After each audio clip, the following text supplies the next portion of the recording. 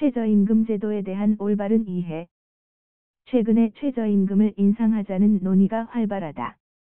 경영자 측에서는 난색을 표시하고 근로자 측에서는 환영하는 등 논란이 일고 있다.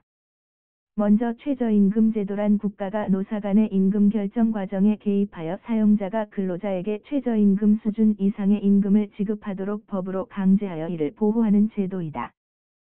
우리나라의 헌법 제32조 제1항에서는 국가는 법률이 정하는 바에 의하여 최저임금을 시행하여야 한다라고 규정하고 있고, 우리나라에서 실질적으로 최저임금 제도가 도입된 것은 1986년에 최저임금법을 제정하여 1988년 1월 1일부터 실시되었다.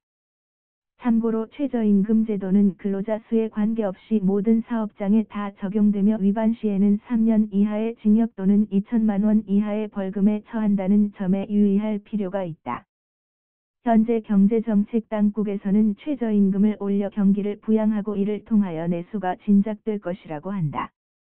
이는 소득주도 성장이론에 기초하여 소수에 불과한 고임금 계층보다 소비심리가 더 높은 다수의 저소득층의 임금을 인상하여 국내의 돈의 순환을 원활하게 하여 내수를 확대하고 나아가 경제성장의 선순환으로 이에 가게 하라는 논리이다. 미국에서도 작년 초에 오바마 대통령은 텐텐 정책 즉 최저임금을 10.10달러까지 올리자고 주장한 바 있다. 그리고 유럽 등 각국에서도 최저임금을 올리고 있는 분위기에 있다. 이에 대하여 일부 경제학자는 최저임금 인상을 단기적으로는 가격 경쟁력을 낮추게 될 수는 있지만 장기적으로는 소득 증가, 소비 지출 증가, 국민 경제 선순환이라는 긍정적인 효과를 가져올 것이라고 보고 있다. 그러나 너무 급속한 최저임금의 상승은 가격 경쟁력을 저하시키고 나아가 고용 불안을 초래할 것이라는 우려도 적지 않다. 사실 그간 최저임금의 상승은 상당히 가파르게 오른 것은 사실이다.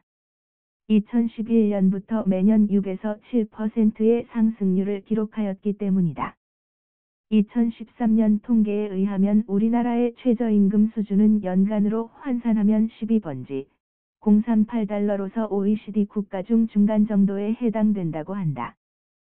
그러나 이에 대하여 근로자가 느끼는 최저임금 수준에 대한 느낌은 다소 차이가 있다. 왜냐하면 우리나라 전체 평균치 임금의 3분의 1을 받지 못하는 임금 근로자를 저임금 근로자라고 하는데 이들의 비율이 25.1%에 이르러 OECD 국가 중 두 번째로 높기 때문이다. 특히 이 비율의 경우 OECD 평균은 줄어들어 가는데 비하여 우리나라는 2001년에 비해 2012년에 그 비율이 오히려 증가하였다. 이는 그만큼 임금 불평등이 심화되고 있음을 보여주고 있다. 따라서 경기 침체 등으로 대기업에 속하는 소득 상위 계층의 근로자의 임금이 일부 동결되었다고 하더라도 최저 생계비에 미달하는 열악한 근로자를 보호하기 위한 최저임금의 인상은 어느 정도 불가피한 면이 있다. 물론 영세한 중소기업에 대하여는 범정부 차원에서 세제 지원이나 내대 보험료 등의 정부 지원 등 이에 대한 대책을 병행하여야 한다.